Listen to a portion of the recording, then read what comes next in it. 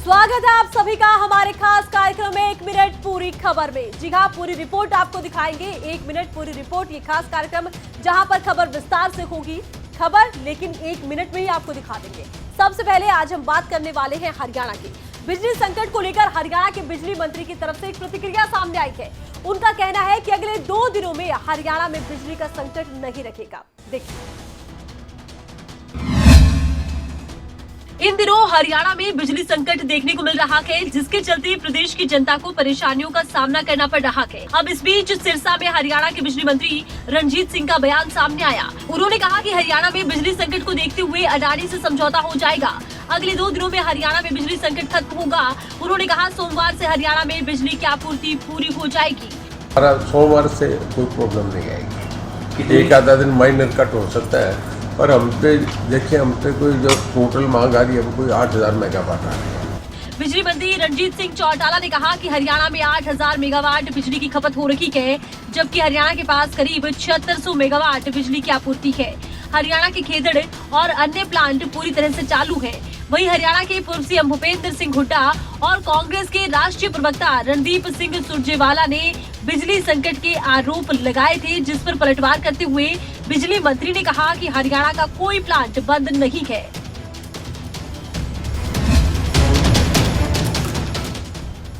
तो हरियाणा में बिजली संकट को लेकर अब लगातार ये कहा जा रहा था कि सरकार विफल है। विपक्ष इसको लेकर बार पलटवार कर रहा था।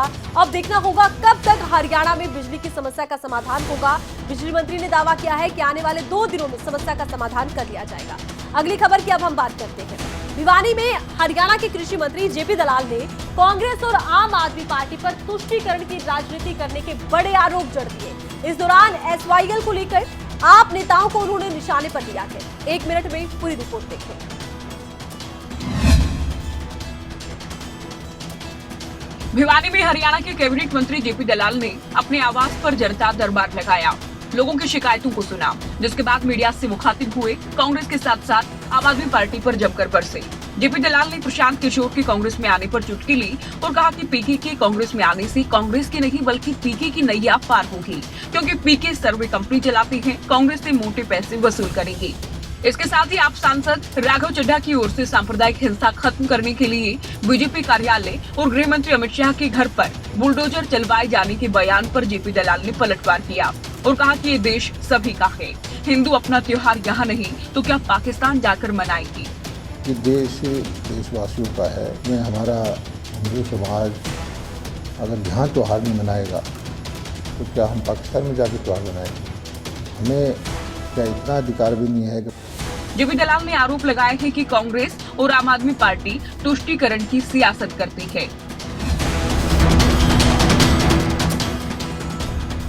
तुष्टीकरण की बात करते नजर आए हैं कांग्रेस और आम आदमी पार्टी को जेपी दलाल ने निशाने पर लिया है। खबरों में आगे बढ़ते हैं। कांग्रेस विधायक गीता भुक्कल ने पंजाब की आम आदमी पार्टी पर निशाना साधा और कहा कि उन्हें पुराने दिन याद करने चाहिए। देखिए,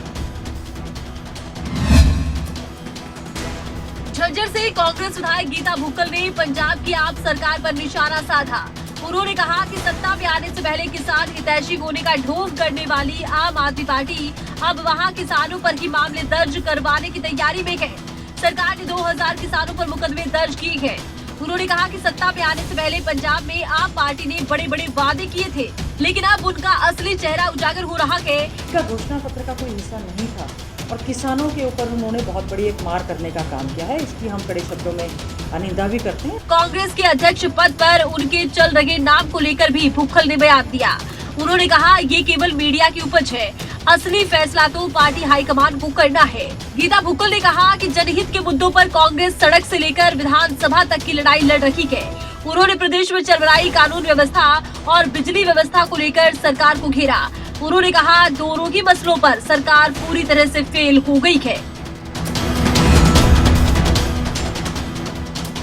तो गीता भुक्कल ने न केवल सत्ता पक्ष को निशाने पर लिया, बल्कि पंजाब की आम आदमी पार्टी को भी निशाने पर लेती नजर आई है। खबरों में आगे बढ़ते हैं। कुरुक्षेत्र के सेठ नवरंग राय लोहिया जयराम शिक्षण संस्थान में चौथा दीक्षांत समारोह हुआ, जहां हरियाणा के शिक्षा मंत्री कंवरपाल गुर्जर ने शिरकत की है। एक रिपोर्ट देखिए। कुरुक्षेत्र में सेठ नवरंग राय लोहिया जयराम शिक्षण संस्थान की ओर से चौथे दीक्षांत समारोह का आयोजन किया गया, जिसमें हरियाणा के शिक्षा मंत्री कंवरपाल गुर्जर पहुंचे। इस मौके पर ब्रह्मस्वरूप ब्रह्मचारी ने छात्राओं को डिग्री वितरित की, जिसके बाद शिक्षा मंत्री ने कहा कि शिक्षा प्राप्त करने के साथ साथ नैतिकता का पालन करना ही सच्चा धर्म है। श्री जयराम शिक्षण संस्थान में भारतीय संस्कृति एवं संस्कार के साथ संतों के आशीर्वाद से जयराम शिक्षण संस्थान में शिक्षा दी जाती है। शिक्षा मंत्री के अनुसार श्री जयराम शिक्षण संस्थान की छात्राएं सौभाग्यशाली हैं, जो संस्कृति और संस्कारों के साथ कुरुक्षेत्र की धरती पर शिक्षा ग्रहण कर रही है। वहीं इस मौके पर श्री जयराम शिक्षण संस्थान प्रमुखाध्यक्ष ब्रह्मस्वरूप ब्रह्मचारी ने कहा, बेटियों की रक्षा और सुरक्षा के लिए उनका शिक्षित होना जरूरी है। आज बेटी बचाओ बेटी पढ़ाओ के साथ साथ बेटियों को शिक्षित बनाओ का लक्ष्य भी निर्धारित होना चाहिए।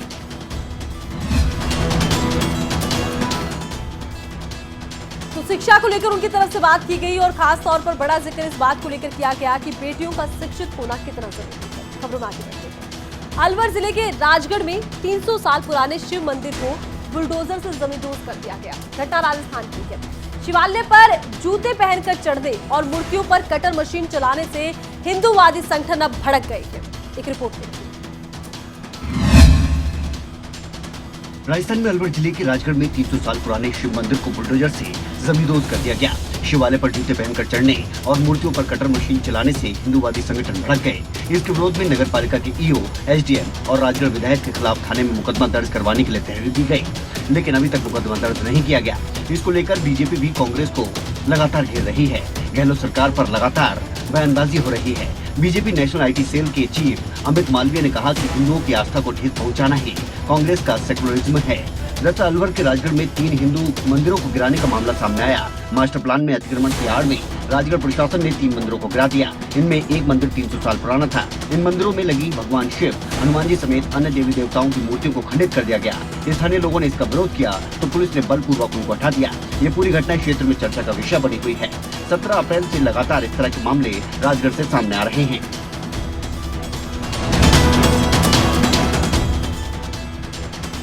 इस एक घटना के बाद कई हिंदू संगठन आगे आए हैं, इसका विरोध कर रखे हैं और देखना होगा इस विरोध का असर क्या होता है। हालांकि 3 मंदिरों को तोड़ा गया है।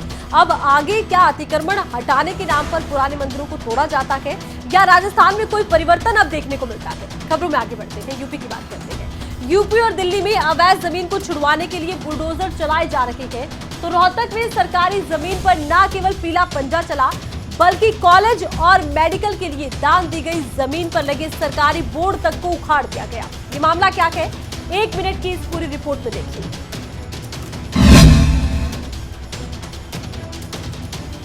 रोहतक के पहरावर गांव में अस्पताल और कॉलेज बनाने के लिए दी गई 16 एकड़ जमीन पर नगर निगम के कब्जे से नाराज ग्रामीणों ने विवादित जमीन पर कॉलेज और हॉस्पिटल की नींव रखी और वहां लगे नगर निगम के बोर्ड को उखाड़कर फेंक दिया। आम आदमी पार्टी के पूर्व प्रदेश अध्यक्ष नवीन जयहिंद पहरवार गांव पहुंचे और नगर निगम के बोर्ड को उखाड़ दिया। नवीन जयहिंद ने सरकार और प्रशासन को खुले शब्दों में चेतावनी दी। दरअसल साल 2009 में रोहतक जिले के पहरावर गांव की पंचायत ने करीब 16 एकड़ जमीन कॉलेज और हॉस्पिटल बनवाने के लिए दान दी, जिसके बाद लगभग 2012 में अर्बन स्टेट डेवलपमेंट अथॉरिटी यानी ने इसे एक्वायर कर लिया। लेकिन अब ग्रामीणों का आरोप है कि सरकार न केवल जमीन एक्वायर कर चुकी है, बल्कि यहां कोई निर्माण कार्य नहीं हो रहा, जबकि ये जमीन स्कूल, कॉलेज और अस्पताल के लिए दान दी गई थी।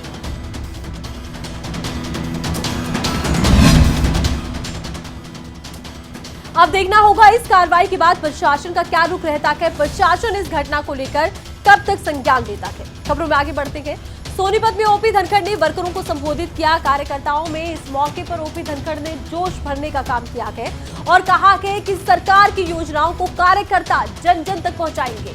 देखिए।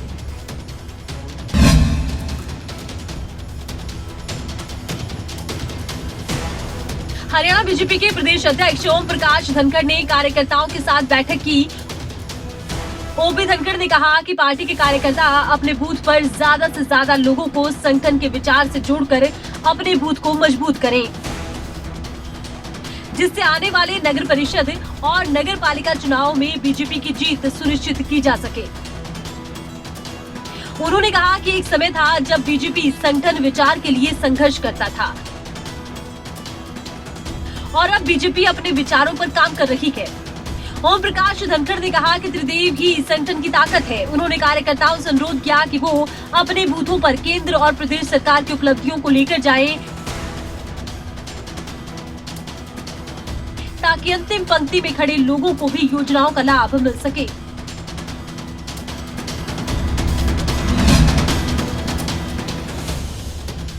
तो अभी धनखड़ की तरफ से कार्यकर्ताओं को मूल मंत्र यही दिया गया है कि अंतिम पंक्ति में खड़े अंतिम व्यक्ति तक भी सरकार की योजनाओं का लाभ पहुंचाना कार्यकर्ताओं का काम होना चाहिए। खबरों में आगे बढ़ते हैं। करनाल में इन दिनों लोगों को बिजली की समस्या से दो चार होना पड़ रहा है, जिसके चलते जिले के लोगों को बड़ी परेशानी हो रही है और लोगों में भारी रोष है। आखिर कब तक बिजली के कटों की ये परेशानी समाधान तक पहुंचेगी?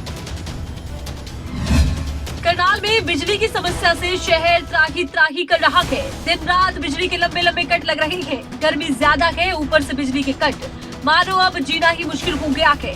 हालात इतने ज्यादा खराब है कि इन्वर्टर तक चार्ज नहीं हो पा रहा, जिससे लोगों को काम करने में परेशानी हो रही है। ऐसे में दुकानदारों का कहना है कि बिजली की समस्या इस समय बहुत ज्यादा है। इस बिजली की समस्या का हल पाने के लिए सरकार को जनता का सहयोग करना होगा, नहीं तो ये परेशानी और ज्यादा बढ़ जाएगी। लाइट बिल्कुल नहीं आती, 3-3 घंटे कट लगता है इसका। ऊपर से इतनी गर्मी है, धूप चल रही है और लाइट बिल्कुल नहीं आ रही। सीएम सिटी का ये हाल है। बिजली की समस्या इस समय बहुत ज़्यादा है। दुकान पे सुबह आते हैं तब बिजली नहीं होती है। अब भी आपके सामने देखो, रात को इन्वर्टर चार्जिंग पे लगाया था तब भी बिजली नहीं थी। रात को इन्वर्टर चार्ज ही नहीं होता। सुबह आके देखा तो अब भी इन्वर्टर नहीं है, लाइट नहीं है, तब भी देखो पंखा भी बंद है और गर्मी में बैठे हैं। दिन में हमारा काम होता है, लाइट के बिना कोई काम नहीं हो सकता। जनरेटर पे काम कर नहीं सकते, पोल्यूशन फैलता है, पर इसकी समस्या ज़्यादा रहती है। अब देखना ये होगा कि बिजली की वो समस्या जिसको लेकर अब लोगों में गुस्सा है, उसका समाधान कब तक होता है। हालांकि बिजली मंत्री ने साफ कर दिया है कि बिजली के जो कट लग रहे हैं प्रदेश में, उनका निदान बहुत जल्दी होगा और बिजली की समस्या का समाधान निकाला जाएगा। खबरों में आगे बढ़ते हैं। पलवल से एक युवती के साथ दुष्कर्म का एक मामला सामने आया, जहां शादी का झांसा देकर इस युवती के साथ दुष्कर्म किया गया है। ये पूरा मामला क्या है, 1 मिनट की इस पूरी रिपोर्ट में देखें। पलवल जिले में शादी का झांसा देकर एक अनाथ युवती के साथ दुष्कर्म किया गया। ऐसा एक बार नहीं बल्कि दुष्कर्म के दौरान लिए फोटो को वायरल करने की धमकी देकर आरोपी ने युवती को ब्लैकमेल कर बार बार दुष्कर्म किया। शादी का दबाव बनाने पर आरोपी युवती के पास पहुंचा और मारपीट की। फिलहाल पुलिस ने युवती की शिकायत पर आरोपी के खिलाफ मुकदमा दर्ज कर लिया, जिसके बाद मेडिकल जांच में दुष्कर्म की पुष्टि हुई है। अभी तक पुलिस ने आरोपी को गिरफ्तार नहीं किया। फोन द्वारा किसी कुलदीप नाम के लड़के से कोई बातचीत होती थी। उसके बाद में कुलदीप एक दिन उसको बहला फुसला कर फरीदाबाद ले गया और वहाँ उसके साथ उसने रेप किया। फिलहाल इस मामले में पुलिस का कहना है कि आरोपी के खिलाफ दुष्कर्म और मारपीट का मुकदमा दर्ज किया गया है। पुलिस का कहना है कि मामले की जांच हो रही है और जल्द ही आरोपी को गिरफ्तार किया जाएगा। अब देखना होगा पुलिस कब तक आरोपी को गिरफ्तार करती है।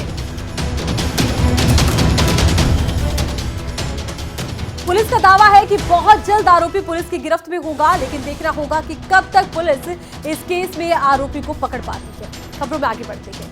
रेवाड़ी के संगवाड़ी में एक कंपनी में अचानक भीषण आग लग गई। फिलहाल आग लगने का कारण क्या रहा, इसका खुलासा नहीं हो पाया, लेकिन भारी नुकसान की यहां पर आशंका जताई गई है।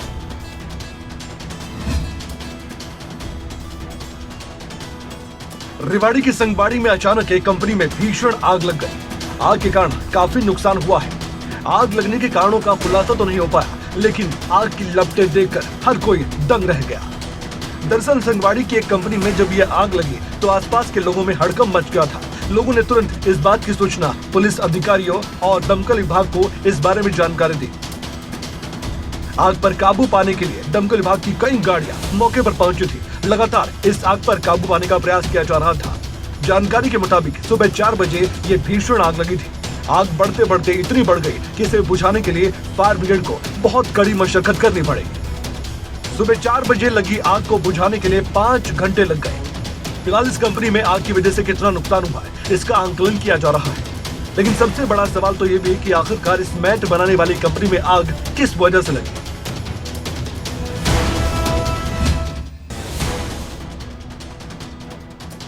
इस कंपनी में मैट बनाने का काम होता था। आग भीषण रही, लाखों का नुकसान हुआ है। फिलहाल ये जांच का विषय है कि आखिर आग लगी कैसे। खबरों में आगे बढ़ते हैं। पलवल में एक बार फिर रफ्तार का कहर देखने को मिला है। अज्ञात वाहन ने बाइक सवार 3 लोगों को टक्कर मार दी और वाहन चालक अपना वाहन लेकर मौके से फरार हो गया।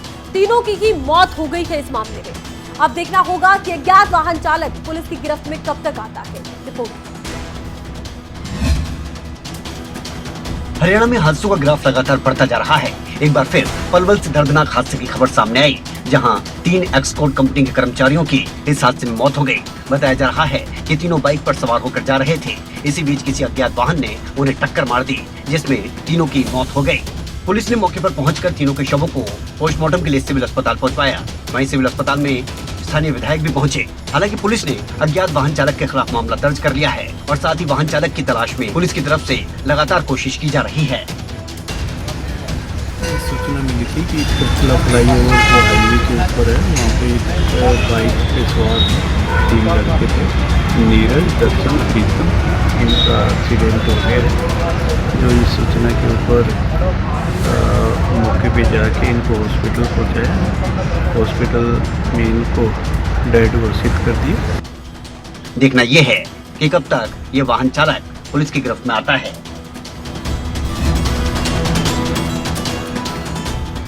अज्ञात वाहन चालक पर अब मुकदमा दर्ज किया गया है। पुलिस अज्ञात वाहन चालक की फिलहाल तलाश कर रही है।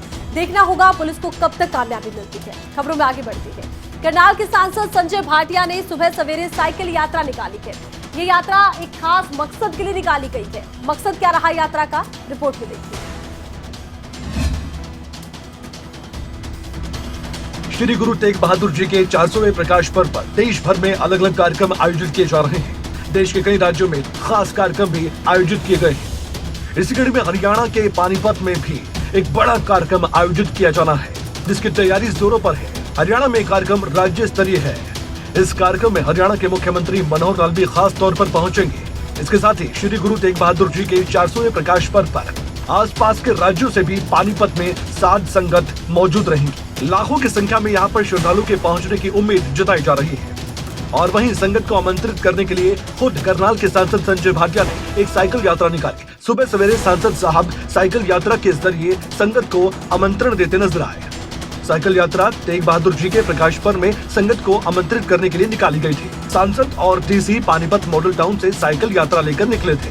शहर के कई हिस्सों से ये साइकिल यात्रा निकाली गई और लोगों को श्री तेग बहादुर जी के 400वें प्रकाश पर्व पर आमंत्रित किया गया है। श्री तेग बहादुर के 400वें प्रकाश पर्व को लेकर ये साइकिल यात्रा निकाली गई है। खबरों में आगे बढ़ते हैं। फरीदाबाद के सैनिक कॉलोनी इलाके में गंदे पानी के डिस्पोजल में सुप्रीम कोर्ट के वकील का शव मिलने का एक मामला सामने आया। पुलिस ने बताया कि गंदे पानी के डिस्पोजल में गिरने से यह हादसा हुआ है। रिपोर्ट।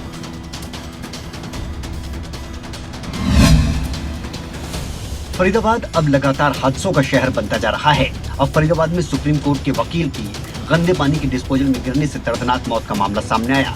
आपको बता दें, फरीदाबाद के आईपी कॉलोनी में रहने वाले सुप्रीम कोर्ट में प्रैक्टिस कर रहे वकील हिमांशु की सैनिक कॉलोनी गेट नंबर 4 के पास बने गंदे पानी के डिस्पोजल में गिरने से दर्दनाक मौत हो गई।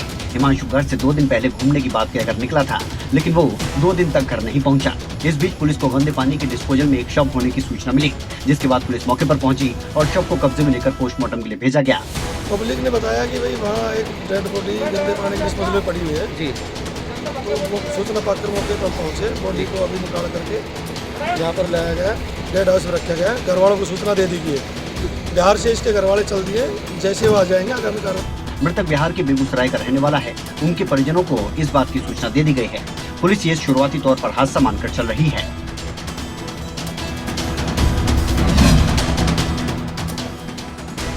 अब ये हादसा है या साजिश, ये पुलिस की जांच में ही खुलासा होगा।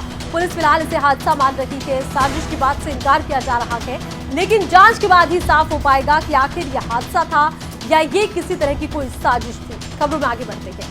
सोलोमन द्वीप और चीन के बीच हुए सुरक्षा समझौते के बारे में संयुक्त राज्य अमेरिका ने चिंता जाहिर की है। अमेरिका ने इसको लेकर चेतावनी दी, अगर चीन वहां कोई सैन्य उपस्थिति बनाए रखता है तो अमेरिका इसका जवाब देगा। संयुक्त राज्य अमेरिका ने सोलोमन द्वीप और चीन के बीच हुए सुरक्षा समझौते के बारे में चिंता जताई। साथ ही अमेरिका ने चेतावनी दी कि अगर बीजिंग में वहां कोई सैन्य उपस्थिति बनाए रखता है तो अमेरिका इसका जवाब देगा। दरअसल चीन और सोलोमन द्वीप समूह ने सुरक्षा सहयोग पर एक रूपरेखा समझौते पर हस्ताक्षर किए। इसके तहत चीन दक्षिण प्रशांत द्वीप समूह के पड़ोसी देश और सैन्य अड्डा स्थापित कर सकता है। इसे लेकर 22 अप्रैल को एक उच्च स्तरीय अमेरिकी प्रतिनिधिमंडल ने ओनियारा सोलोमन द्वीप समूह का दौरा किया। अमेरिकी प्रतिनिधिमंडल ने प्रधानमंत्री मंशेरे सगवेरे के साथ उनके मंत्रिमंडल के 2 दर्जन सदस्यों और वरिष्ठ कर्मचारियों के साथ 90 मिनट तक मुलाकात की।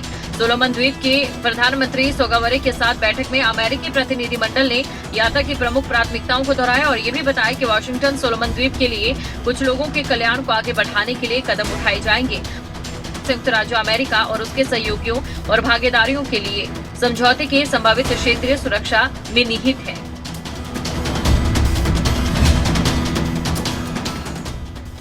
अमेरिका और चीन के बीच कभी भी बहुत अच्छे संबंध नहीं रहे हैं। दोनों एक दूसरे के धुर विरोधी हैं और अब सोलोमन द्वीप के बहाने अमेरिका चीन पर निशाना साध रहा है। ये निशाना कुछ ठीक वैसा है जैसा कभी रशिया ने यूक्रेन पर साधा था। रशिया ने कहा था कि नाटो अपना कोई भी सैन्य बेस यूक्रेन में नहीं बनाएगा। इसी का विरोध रशिया करता रहा और जब ये लगा कि यूक्रेन नाटो में शामिल हो सकता है, रशिया ने हमला बोल दिया यूक्रेन पर। अब सोलोमन द्वीप के बहाने अमेरिका कुछ ऐसे ही सचेत कर रहा है। अगर सोलोमन द्वीप में चीन किसी तरह की सैन्य गतिविधि करता है तो अमेरिका इसका विरोध करेगा। विरोध का स्तर क्या होगा ये देखना होगा। इसी के साथ ही हमारे खास कार्यक्रम 1 मिनट पूरी रिपोर्ट में बस इतना ही। देखते रहिए खबरें अभी तक। जय हिंद।